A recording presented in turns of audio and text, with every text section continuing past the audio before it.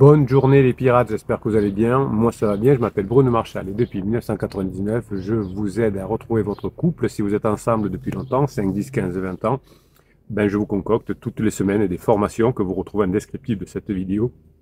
Sous la vidéo, en appuyant sur afficher plus, vous avez un seul lien qui vous permet d'accéder au catalogue des 200 formations, mais aussi à tout l'écosystème qui vous permet de réussir à récupérer votre conjoint en mettant correctement en application les formations, eh bien, le canal Telegram notamment, où je vais pouvoir toute la journée vous proposer des vidéos courtes, des textes pour vous aider à mettre en application les formations, où je vais également toute la journée vous mettre des idées pour mettre en application. Vous avez aussi le groupe Facebook où vous pouvez vous faire aider par des pirates plus avancés que vous, qui ont déjà bien avancé dans les formations. Et évidemment, vous pouvez parler aussi avec les pirates sous les vidéos, en descriptif, en commentaire des vidéos.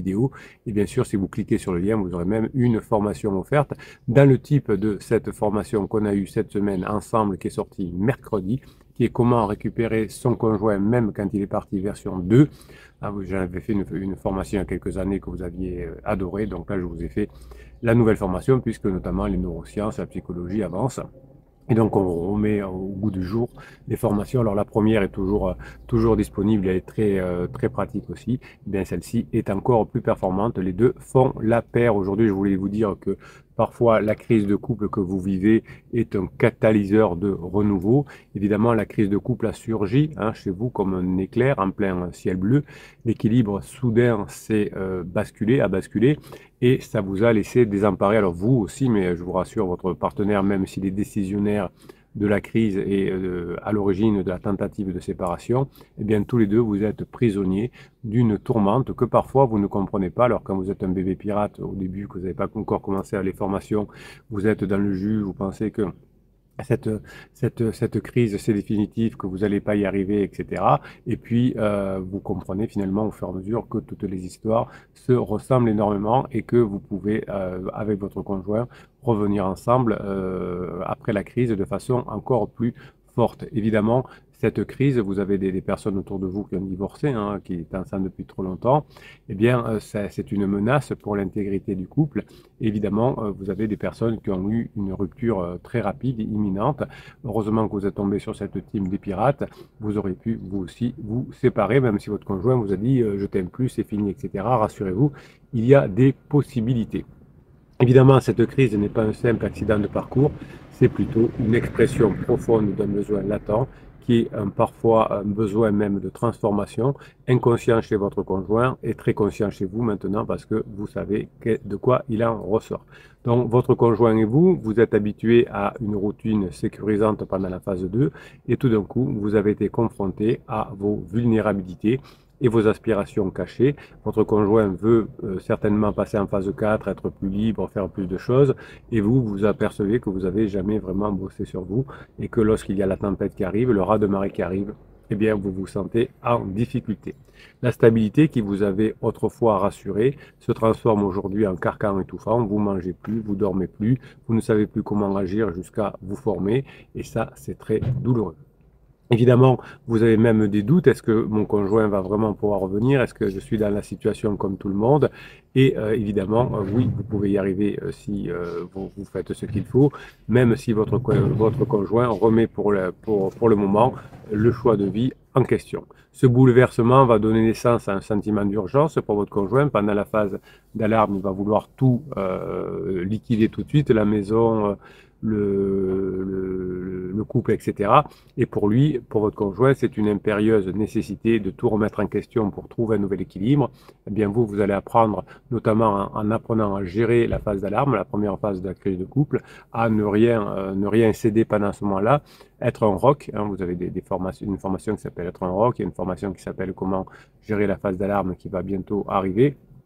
Bien, tout ça va faire que vous allez passer la première phase d'alarme, qui est un peu longue, de toutes les façons longue, et puis ensuite, vous irez passer dans la phase plateau. Parfois, la phase d'alarme peut durer 6 à 8 mois, donc il faut surtout que rien ne se passe dans les 6 à 6 premiers mois de la crise. Alors, si vous êtes ensemble depuis 5, 10, 15, 20 ans, votre crise qui va peut-être durer 1 an ou 2, ça arrive, surtout s'il y a une crise existentielle de votre conjoint, c'est pas très grave. Je vous rappelle cette anecdote que je vous donne souvent. J'avais discuté une fois avec de personne qui était âgée de 80 ans et son mari était décédé quelques années avant. J'ai eu l'occasion de discuter avec elle sur un autre sujet et je lui avais demandé est-ce que vous, dans votre couple, vous n'avez pas eu des crises à un moment donné? Elle me dit, ah ben si, bon, nous, vers la quarantaine, ça a marqué mal, on se disputait beaucoup, on a failli même se séparer. Et j'ai dit, ça a duré longtemps, cette crise. Elle me dit, non, 3 4 ans. Mais oui, sur la durée, 3 4 ans, pour elle, c'était pas très long. Et évidemment, ils sont revenus ensemble, ils ont fini leur vie ensemble. La crise de couple, hein, c'est pas fait pour se séparer. C'est fait pour grandir, c'est fait pour passer dans la phase suivante. C'est ce que vous êtes en train d'apprendre dans chacune des formations. Évidemment, cette crise s'accompagne d'un décalage entre vous et votre partenaire. L'un peut être en quête d'aventure, votre partenaire, de nouveaux horizons, tandis que vous aspirez plutôt à un retour à la simplicité, à la phase de sécurisation des premiers temps. Mais ça ne marche jamais comme ça. Vous ne pouvez pas faire revenir votre conjoint en arrière. Parfois, vous faites l'erreur, quand vous êtes un bébé pirate, de proposer d'aller au cinéma, d'aller au parc, etc. Ce que vous faisiez avant. Non, ça ne marche pas. Il faut aller en phase 4. Et la phase 4, évidemment, vous savez la gérer. Vous avez eu une formation la semaine dernière sur ce sujet-là. Et en vous comportant comme un individu qui est en phase 4, vous allez attirer votre conjoint vers la phase 4, qui est la meilleure phase de la vie, la phase de grande intimité, où chacun est un petit peu indépendant, mais très content de se retrouver et de faire des choses ensemble. Donc le déséquilibre de la crise va exacerber les tensions. Au début, vous allez commettre beaucoup d'interdits. Évidemment, les interdits que vous allez commettre va générer encore plus d'incompréhension et de frustration, mais vous aussi, vous allez faire des interdits, vous allez être encore plus frustré et votre conjoint va être aussi frustré. Donc au cœur de cette tempête, chaque mot, chaque geste que vous apprenez va vous permettre de sauver la situation. En revanche, chaque interdit semble amplifier les dissensions plutôt que de les apaiser. Chaque fois que vous voulez apaiser les choses, finalement, vous allez vous apercevoir que vous avez le résultat inverse. Chaque fois que vous voulez montrer que votre couple est pas si mal que ça, eh bien, ça éloigne votre conjoint. Donc, c'est pour ça que c'est un interdit. Donc, la question qui se pose alors, c'est comment surmonter cette crise qui paraît vouloir tout détruire. Alors, souvent, les coachs ou les psys vous conseillent de manipuler votre conjoint, hein, de manipuler avec les silences radio, les films Moi je te suis, les lettres magiques, les choses comme ça. C'est évidemment totalement interdit de faire ça. Je ne sais pas pourquoi d'ailleurs toujours on vous propose ça. Il y a même des coachs qui vous disent de rentrer en contact avec votre conjoint par message. Je ne sais pas pourquoi ils font ça. Je trouve ça dangereux, antiprofessionnel. Évidemment, vous avez essayé vous d'écrire à votre conjoint et vous voyez que souvent ça fait un effet inverse puisque dès que votre conjoint ensuite a une émotion négative et qu'il n'est pas avec vous, il va vous écrire et vous dire des choses pas agréables. Donc c'est vraiment criminel de conseiller de fonctionner par message. Et quand vous avez commencé à fonctionner par message, ensuite c'est un engrenage négatif dont il va falloir apprendre à sortir. Donc évidemment, pendant la phase d'alarme, vous allez réfléchir comment ne pas céder à la panique. Oui, votre couple semble incertain, même votre conjoint dit c'est fini, jamais plus je reviendrai. Eh bien c'est pas grave, vous avez même si votre conjoint vous avait dit ça, vous avez la méthode pour quand même revenir ensemble et passer en phase 4. On ne tient pas compte du déclaratif et c'est pas parce que votre conjoint vous a dit à un moment donné qu'il ne vous aimait plus que ça va pas changer. Il y a 2 ans il vous aimait, il y a 6 mois il savait pas trop, là il dit qu'il vous aime plus et dans 1 an il vous aimera encore. Donc la réaction instinctive qu'ont certains pirates au départ, ou souvent mal conseillés par coach ou psy, auront la tentation de la fuite ou de l'affrontement. Eh bien, c'est des solutions qui ne mènent qu'à l'aggravation des conflits. La fuite, l'affrontement, la manipulation, ça entraîne une aggravation des conflits. Donc face à cette situation, beaucoup de couples, malheureusement, autour de vous, ont choisi de se séparer, croyant que la rupture était la seule issue possible. Tout le monde n'a pas la chance d'être un pirate et d'être tombé sur ces formations. Donc évidemment, si vous ne tombez pas au bon endroit, vous entendrez des conseils qui ne vont pas dans le bon sens. Si vous demandez à Tati Janine, à votre cousin, à votre sœur, évidemment, vous aurez souvent des conseils qui ne marchent pas. Renouer le dialogue, exprimer ses sentiments, faire des compromis, ou au contraire, mettre la personne dehors, le faire réfléchir, lui dire que c'est fini aussi, ne plus lui parler, voire pour le faire revenir. Donc tous ces conseils habituels ne fonctionnent pas et ce sont des solutions qui sont inopérantes parce que le couple qui est en crise, c'est plutôt complexe. Donc faut pas chercher des solutions toutes faites hein, avec des lettres magiques ou des choses comme ça. Mais ça va passer par un vrai changement de fonctionnement et de comportement chez l'un des deux membres du couple, vous en particulier, qui avez la chance d'avoir accès aux pirates et aux formations. Évidemment, pendant tout le début de la crise, si vous suivez les mauvais conseils, vous aurez toutes vos tentatives de communication qui ont échoué. C'est ceux qui échouent et qui ont échoué. Ce que vous me dites souvent, avant de vous connaître, eh bien, j'ai essayé des choses qui ont été contre-productives et ça a mené des murs d'incompréhension et de ressentiment. Évidemment, si vous faites des choses à l'envers, vous allez vous épuiser, vous allez avoir des efforts qui vont être infructueux et vous allez même douter de la possibilité de revenir ensemble. Donc vous allez laisser tomber les interdits et ce qu'il ne faut pas faire et vous allez faire ce qu'il faut et vous allez voir des progrès chaque jour. Donc l'une des grandes difficultés que vous rencontrez, c'est que vous et votre conjoint sont souvent incapables de vous extraire de votre propre perspective pour comprendre celle de l'autre. Donc votre conjoint est en souffrance, il croit que le problème vient de vous, et vous pensez que votre conjoint vous trahit, est très méchant, etc. Donc le dialogue, qui vous est souvent préconisé par le psy de quartier, tourne en rond. Chaque partenaire, vous et votre conjoint, vous cherchez à imposer votre vision plutôt qu'à écouter réellement celui de l'autre. Quand vous faites de la formation, par exemple, sur comprendre la crise existentielle, si votre conjoint est en crise existentielle, vous comprenez de l'intérieur ce qui se passe et donc vous avez un comportement ensuite qui devient beaucoup plus adapté. En revanche, quand vous ne savez pas faire, vous aurez de plus en plus de malentendus qui vont s'accumuler et qui vont alimenter un cercle vicieux de frustration et de désillusion. Évidemment, le recours à des stratégies de manipulation comme le silence radio, le fuis-moi je te suis, bien que séduisante, parce qu'on se dit je vais pas faire grand chose et mon conjoint va revenir très vite, et bien évidemment vont aggraver également la situation, puisque ces techniques de manipulation reposent sur des dynamiques de pouvoir destructrices qui érodent la confiance de votre conjoint et qui diminuent le respect que votre conjoint a envers vous, puisque votre conjoint se rend compte, puisqu'il vous connaît depuis très longtemps, que vous le manipulez. Donc ces méthodes qui sont populaires, quand vous tapez comment récupérer mon ex sur Internet, vous allez tomber sur ces méthodes qui sont très dommageables et qui sont profondément contre-productives. Évidemment, si vous faites ce genre de choses, vous allez installer une distance émotionnelle qui va devenir infranchissable et qui va laisser des cicatrices durables. Et quand vous appliquerez la bonne méthode, comme vous avez la méthode des pirates, eh bien, ça prendra plus de temps parce que vous avez fait des choses négatives avant. Mais rassurez-vous, vous pourrez quand même y arriver. Évidemment, certaines personnes au début tentent de minimiser la crise en rationalisant, en cherchant à comprendre ce qui ne va pas et en se réfugiant donc dans l'intellect pour éviter d'affronter les émotions brutales. Eh bien, cette approche peut sembler rassurante. J'ai besoin de comprendre Bruno, mais elle passe à côté de l'essentiel. Une crise de couple n'est pas forcément un problème à résoudre, mais une opportunité de transformation. Retenez bien ça. Votre crise de couple n'est pas un problème à résoudre, mais une opportunité de transformation. Et cette transformation, elle va passer par votre transformation au départ. En réduisant à simplement une équation à résoudre, vous niez la dimension existentielle, émotionnelle de votre crise et votre besoin de transformation. Évidemment, il y a même des personnes qui optent pour la résignation, qui acceptent la situation telle qu'elle est, dans l'espoir qu'elle s'améliorera peut-être avec le temps. Tout finit par s'arranger. C'est comme une maman qui dit à son fils qui est un peu perdu ou sa fille qui est perdue, oh, ça va s'arranger avec ton petit copain, ta petite copine.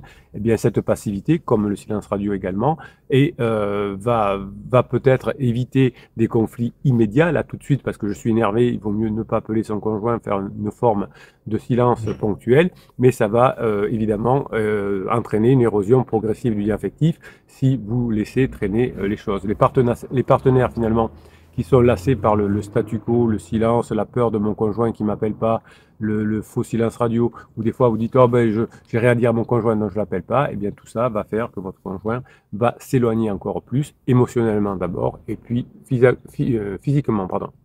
Donc cette crise de couple, c'est pas la fin, hein, c'est un terreau de renaissance si elle est abordée avec un état d'esprit différent. Au lieu de considérer cette crise comme une menace, vous allez, comme tous les pirates qui ont réussi à récupérer leur conjoint, voir cette crise comme une opportunité, un moment charnière pour votre couple où vous allez pouvoir vous réinventer et passer dans cette fameuse phase 4 qui est si agréable. La phase 2 était un peu ennuyeuse, la phase de sécurisation, la phase 3 est problématique, la phase où votre conjoint va voir si l'herbe n'est pas plus verte ailleurs.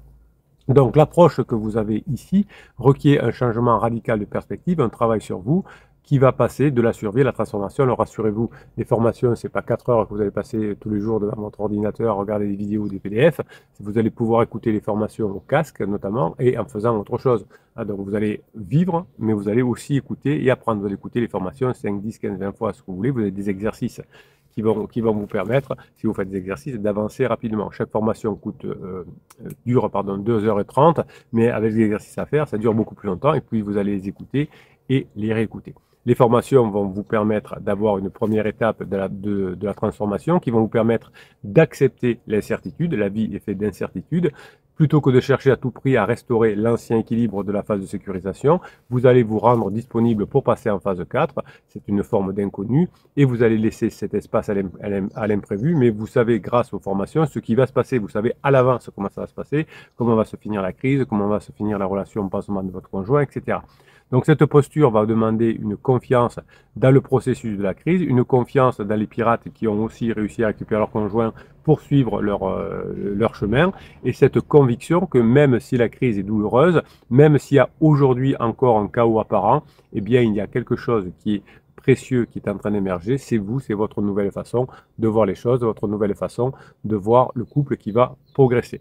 Donc vous allez vous détacher non pas de la relation elle-même, mais de la relation passée. Vous allez vous détacher de la phase de sécurisation qui ne reviendra pas et vous allez vous concentrer sur la relation à vous-même qui va vous amener vers la phase 4.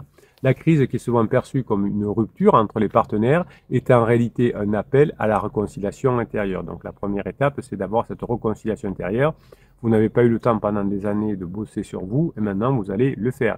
Il s'agit donc de revisiter ses propres besoins, ses désirs, ses aspirations, comment vous voulez vivre en phase 4, qu'est-ce que vous voulez mettre en place, comment vous voulez vivre, qu'est-ce que vous voulez apprendre, et pas forcément en fonction de l'autre comme vous étiez dans la sécurisation, puisque vous faisiez des choses en fonction de votre conjoint. Il faut que je sois à la maison pour garder les enfants parce que mon conjoint n'est pas là, il faut que je fasse le ménage parce qu'il faut entretenir la maison, etc. Là, vous allez non pas faire en fonction de l'autre, mais en fonction de soi. Donc finalement, vous allez rejoindre votre conjoint qui vous dit « mais même je vais être libre, je vais faire ce que je veux maintenant ». Bien, votre conjoint va souffrir parce qu'être libre, c'est d'abord travailler sur ses pensées et ses émotions. Donc le recentrage que vous allez faire grâce aux formations va vous permettre d'aborder la relation avec un nouveau regard, libérer des attentes et des indépendances qui l'alourdissent. C'est les dépendances que vous travaillez. L'une des formations que vous préférez, c'est dépendance affective. Et bien évidemment, c'est cette chose qu'il va falloir éliminer, la dépendance et la dépendance affective. Évidemment, vous allez repenser l'idée de réussite dans le couple. Au lieu de mesurer le succès à l'aune de la stabilité ou de la durée, vous allez redéfinir en termes de croissance et d'évolution. Un couple qui traverse une crise en ressortira transformé, mais cette transformation ne se mesure pas en termes de retour à l'état antérieur, mais comment j'aurais appris à passer en phase 4. Cette phase 4 se manifeste par une capacité accrue à naviguer dans l'incertitude, accueillir le changement et à co-créer ensuite avec votre conjoint une réalité nouvelle, c'est cette phase 4. L'un des aspects les plus novateurs consiste à embrasser la notion de désordre créatif. Les crises de couple sont souvent perçues comme des ruptures de l'ordre établi, mais elles sont en réalité des moments où un nouvel ordre peut émerger, la phase 4. Accepter le désordre comme une phase nécessaire de la transformation permet de relâcher les tensions et de favoriser l'émergence des solutions inattendues. Vous souffrirez moins et vous serez plus efficace. C'est dans le chaos et l'apprentissage que naissent les idées les plus innovantes, les plus dynamiques et les plus vivifiantes. Eh bien, votre conjoint ne va pas vous reconnaître, votre conjoint va voir que vous avez changé de façon durable maintenant et que vous lui faites passer des bons moments. Évidemment, votre relation sera plus innovante, plus vivifiante en phase 4. Voilà mes pirates adorés. Ben, je vous laisse aller découvrir la formation récupérer son conjoint même s'il est déjà parti, la version 2, et puis le catalogue de 200 formations que vous trouvez dans le affiché plus. Je vous retrouve dans l'après-midi, dans la matinée également pour vous proposer des nouveaux shorts, des nouveaux textes sur Telegram. Vous pouvez accéder à Telegram en cliquant sur le lien affiché plus également. Et bien tout ça va faire que l'on va permettre de récupérer son conjoint. Si vous avez des questions à poser aux pirates qui sont plus avancés que vous pour mettre en place les formations, vous avez le groupe Facebook qui est toujours sur le même lien. Je vous souhaite la journée que vous méritez, mes pirates adorés. Je vous kiffe, mais aussi je vous kiffe grave.